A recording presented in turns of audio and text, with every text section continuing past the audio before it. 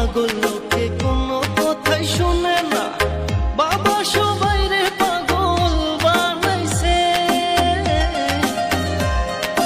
বাবার ডাকে পাগল লোকে কোনো বাধাই মানে না, বাবা সবাই রে পাগল বানাইছে।